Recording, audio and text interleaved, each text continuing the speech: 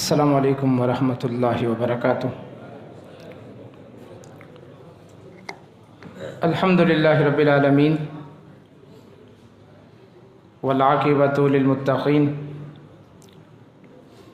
والصلاۃ والسلام علی سید الانبیاء والمرسلین نبینا و امامنا و حبیبنا وقرۃ اعیننا محمد صلی اللہ علیہ وسلم خاتم النبیین وعلی آلہ وازواجہ واصحابہ الطیبین الطاہرین ومن تبعہم بإحسان الی یوم الدین، اما بعد۔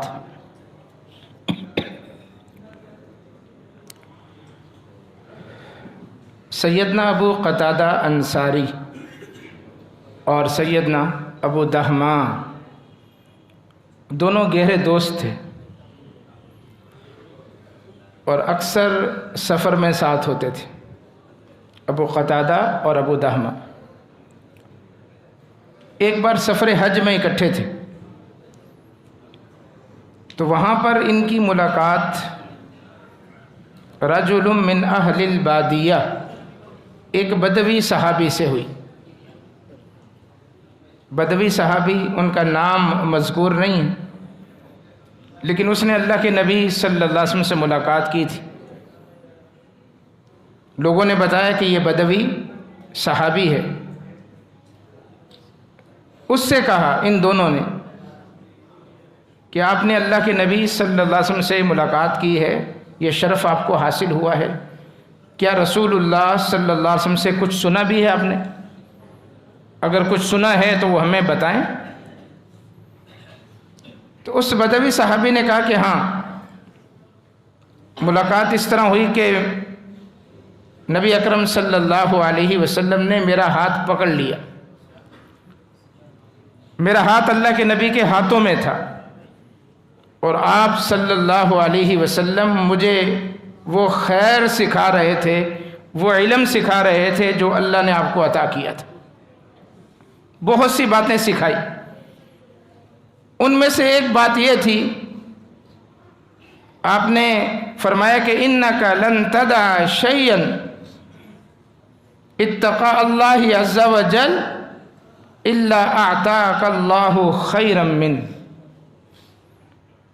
کہ اے بدوی، جب تم اللہ کے لیے، اللہ کے ڈر اور خوف سے، اللہ کی رضا حاصل کرنے کے لیے کوئی چیز چھوڑ دو گے، کوئی کام چھوڑ دو گے، کوئی گناہ کا کام چھوڑ دو گے، کوئی حرام کا کام چھوڑ دو گے اللہ کے ڈر کی وجہ سے، اللہ تبارک و تعالی اس کا بہترین بدلہ تمہیں عطا فرمائے گا۔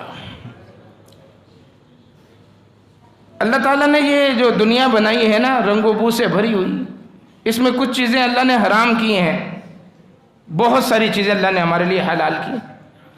حرام کا ریشو کم ہے، حلال کا زیادہ ہے، لیکن دنیا ہی میں اللہ تعالیٰ نے اس حرام کا بہترین نعم البدل ہمیں عطا کیا۔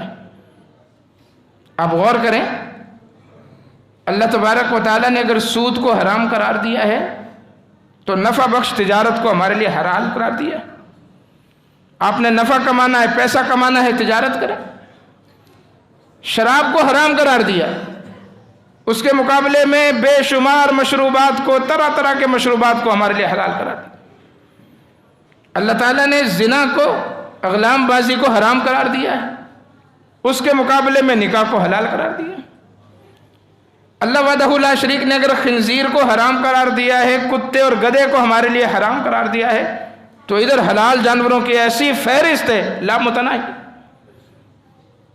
اللہ تعالیٰ نے اگر جوئے کو حرام قرار دیا ہے تو اس کے مقابلے میں نیزہ بازی، تیر اندازی، گھوڑے پالنا، اونٹ پالنا، میدان جہاد کے لیے مشقیں کرنا، مال غنیمت تک کو ہمارے لیے حلال قرار دیا۔ الغرض حرام کم ہے اور حلال بہت زیادہ ہے، لیکن اگر پھر بھی انسان اس حرام کو چھوڑ دیتا ہے جو اس کی دسترس میں ہے، جو اس کے سامنے آ گیا ہے، میسر آ گیا، اس کو حرام کام کر سکتا ہے آسانی کے ساتھ، کھا سکتا ہے، دبا سکتا ہے کسی کا حق، کچھ بھی کر سکتا ہے، کوئی بھی حرام کام اس کی دسترس میں ہے اور عین اس موقع پر وہ اس حرام کو چھوڑ دیتا ہے، اللہ کے ڈر اور خوف کی وجہ سے اللہ اس کا بہترین بدلہ اس کو عطا کرتا ہے۔ امام البانی رحمہ اللہ نے ایک صحیح روایت نقل کی، اپنی کتابوں میں اس کو درج کیا اور صحیح قرار دیا، من ترک شیئا للہ، جو اللہ کے لیے کوئی چیز چھوڑ دے، عوضہ اللہ خیر من، یہ اللہ کا وعدہ ہے، اللہ اس کا بہترین عوض، بہترین بدلہ اس کو دنیا میں عطا فرمائے، آخرت میں جو ثواب ملے گا وہ الگ، جنت کی جو نعمتیں ملیں گی وہ الگ، دنیا میں اللہ اس کا بہترین بدلہ اس کو عطا کرتا ہے۔ حالات جس نہج پہ جا رہے ہیں، لوگوں کا دل کرتا ہے کہ ہم بھی ڈاکہ ڈالیں، ہم بھی لوٹ مار کریں، ہم بھی کسی کا حق دبا کر بیٹھ جائیں، جو حرام ہماری دسترس میں ہے اس کو کھا لیں، دبا لیں، استعمال کر لیں۔ نہیں میرے بھائی، یہ درس سن کر جائیں، اپنے ذہنوں میں بٹھا کے جائیں، 1 روپیہ بھی حرام کا آپ کی دسترس میں ہے، اگر اللہ کی رضا کے لیے اسے آپ چھوڑ دیں گے، اللہ آپ کو حلال کے ہزاروں روپے عطا کرے گا۔ یہ عقیدہ ہونا چاہیے کہ حرام کا کوئی کام بھی اللہ تعالیٰ نے آپ کے لیے جائز قرار نہیں دیا۔ لوگ لوٹ مار کریں، ڈاکے ڈالیں، چوریاں کریں، یہ کام حرام ہے، آپ کے لیے جائز نہیں ہو سکتا۔ آپ حلال پر اتفاق کریں، اللہ سے حلال مانگیں اور حرام سے اجتناب کریں۔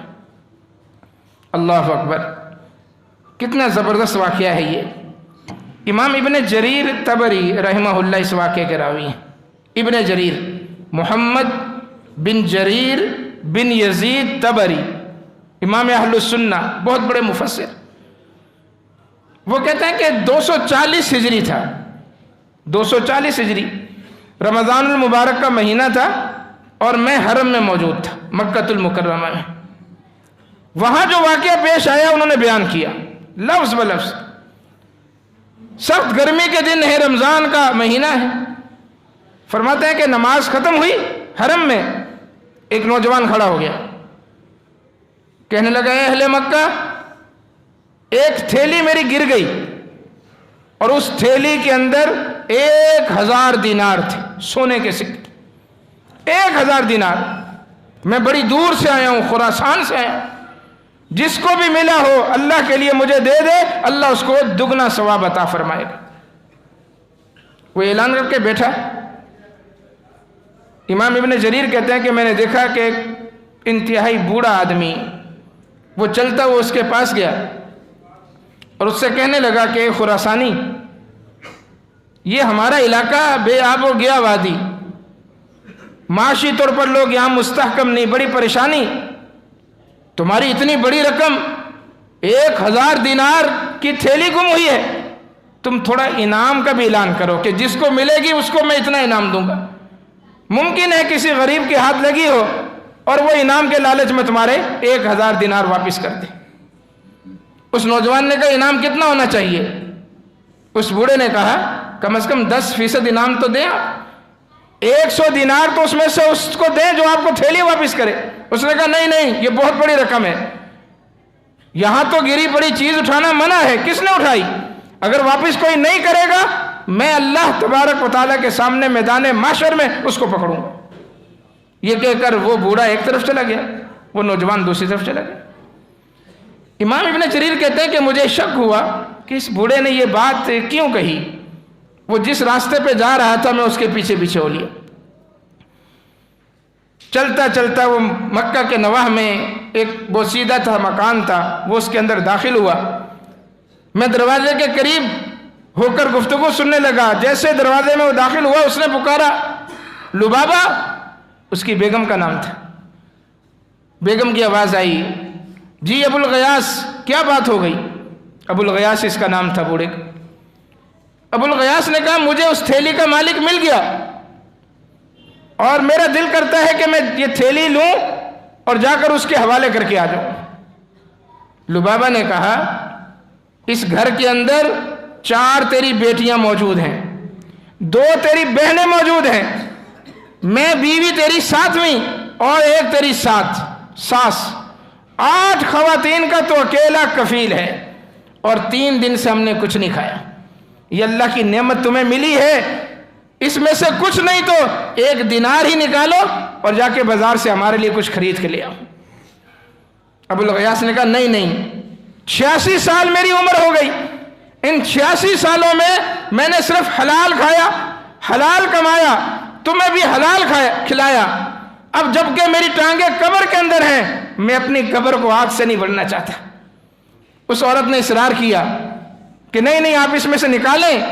بوڑھے کی آواز کرخت ہو گئی، کہنے لگا خبردار، اگر تم نے تھیلی کھولی یا اس کے بارے میں کسی کو بتایا میں تمہیں طلاق دے دوں گا۔ اللہ اکبر۔ بڑھیا اس بڑی عمر میں طلاق کا لفظ سن کے ایک دم سہم گئی، خاموشی چھا گئی۔ امام ابن جریر کہتے ہیں میں واپس آ گیا۔ اگلے دن کسی نماز میں پھر وہ خراسانی نوجوان کھڑا ہوا، اس نے پھر اعلان اپنا دہرایا۔ یہ بوڑھا پھر اس کے پاس پہنچا، پھر اس سے کہا کہ میں نے کل بھی تم سے کہا تھا، ہمارا علاقہ غریب علاقہ ہے، معاشی طور پر لوگ یہاں پریشان ہیں، انعام کا اعلان کرو، ممکن ہے کسی اللہ کے بندے نے وہ تھیلی اٹھائی ہو، انعام کے لالچ میں تمہیں تھیلی مل جائے گی۔ ہاں بھائی کتنا انعام ہونا چاہیے؟ چلو 5% تو دو، 50 دینار تو اعلان کرو۔ اس نے کہا نہیں 50 دینار بھی بہت ہیں، میں کچھ نہیں دوں گا، یہاں کی گری پڑی چیز اٹھانا جائز نہیں ہے، جس نے بھی اٹھائی ہے قیامت کے دن اللہ کے دربار میں پکڑ لوں۔ پھر جدا ہو گیا۔ 3 دن تک مسلسل وہ اعلان کرتا رہا۔ تیسرے دن جب اس نے اعلان کیا تو اس بوڑھے ابو الغیاث کی زبان کے اندر مزید لجاجت تھی۔ اس نے کہا اللہ کے بندے 10 دینار ہی کا اعلان کر دو، 5 ہی کا کر دو۔ آخر میں 1 دینار پہ آ گیا، 1 دینار ہی کا اعلان کر دو، تمہیں ممکن ہے 1000 دینار مل جائیں۔ اس نے کہا نہیں کچھ بھی اعلان نہیں کروں گا، جس کے پاس بھی ہے کل قیامت کے دن اس کا گریبان پکڑوں گا۔ اس بوڑھے نے کہا اچھا پھر آؤ میرے ساتھ۔ امام ابن جریر ان تینوں دنوں میں اس بوڑھے کے ساتھ بات چیت ہو گئی تھی، واقف ہو گئے تھے۔ اس نوجوان کو اپنے ساتھ لیا۔ امام ابن جریر سے کہا تم بھی آ جاؤ تاکہ جب میں اس کو تھیلی حوالے کروں تم گواہ کے طور پر موجود رہو۔ امام ابن جریر، ابو الغیاث بوڑھا اور وہ خراسانی نوجوان گھر میں پہنچے۔ گھر میں ان کو داخل کیا، محفوظ جگہ سے تھیلی نکالی اور لا کر اس خراسانی کے حوالے کر دی۔ خراسانی نے اپنی تھیلی دیکھی، اس کی باچیں کھل گئی، فوراً اس نے کپڑا بچھایا اور تھیلی کو اس پر الٹ دیا۔ 1 2 3 4 1000 دینار پورے گنے، خوش ہو گیا، واپس تھیلی میں ڈالے۔ اچھا بہت شکریہ، تھیلی کندھے پہ رکھی، یہ جاؤ اچھا، دروازے سے باہر نکل گیا۔ امام ابن جریر کہتے ہیں کہ یہ وہ لمحہ تھا مجھے یوں لگا کہ خود میرے جسم میں بھی خون باقی نہیں رہا، کہ اس کو ذرا ترس نہیں آیا۔ 1000 دینار سونے کے اس کے گم شدہ چیز ملی، اس کو اس بوڑھے پر، اس گھر کی خواتین پر اور اس غربت کے عالم پر جو در و دیوار سے جھلک رہی ہے، ذرا ترس نہیں آیا۔ ابھی ہم خاموش ہی تھے کہ دروازے پر دوبارہ دستک ہوئی۔ بوڑھے نے بوجھل قدموں کے ساتھ اٹھ کر دروازہ کھولا، سامنے وہ نوجوان کھڑا ہے۔ بوڑھے نے خوش اخلاقی کا مظاہرہ کیا، حالانکہ اگر وہ خوش اخلاقی نہ بھی دکھاتا، خوش اخلاقی کا مظاہرہ نہ بھی کرتا تو اس قابل تھا وہ نوجوان، جس طرح کا اس نے رویہ ان کے ساتھ برتا تھا۔ لیکن اس بوڑھے نے جو ایک عالم دین بھی تھا، محدث بھی تھا، اور 3 دن سے اس کے گھر میں فاقہ چل رہا تھا۔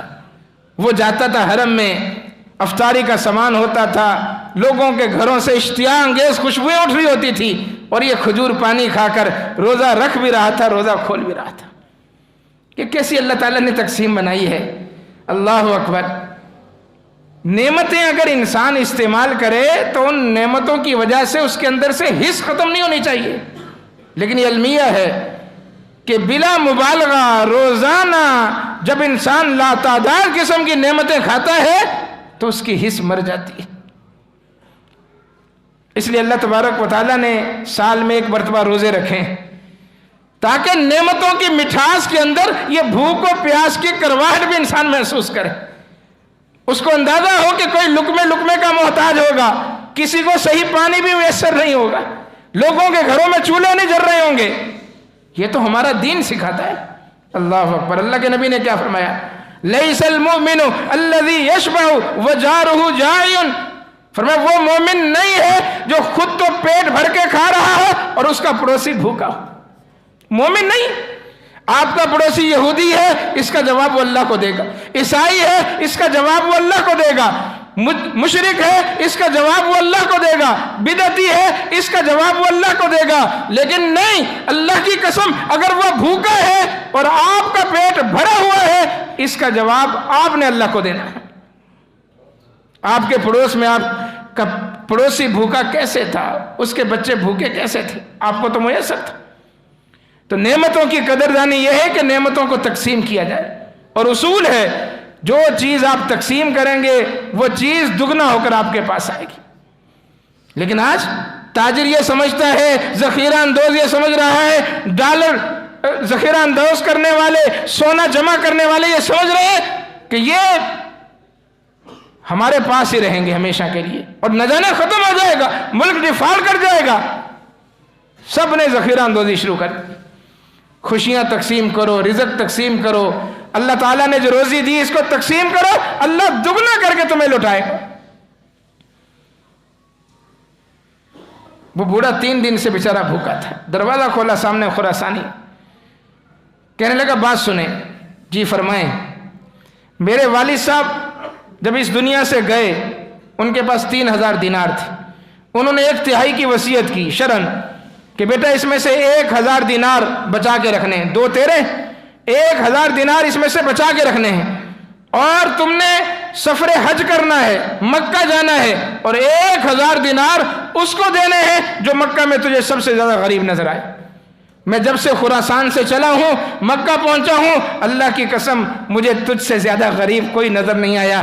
یہ لو 1000 دینار اس بوڑھے کے ہاتھ میں رکھے اور السلام علیکم کہہ کر چلا گیا.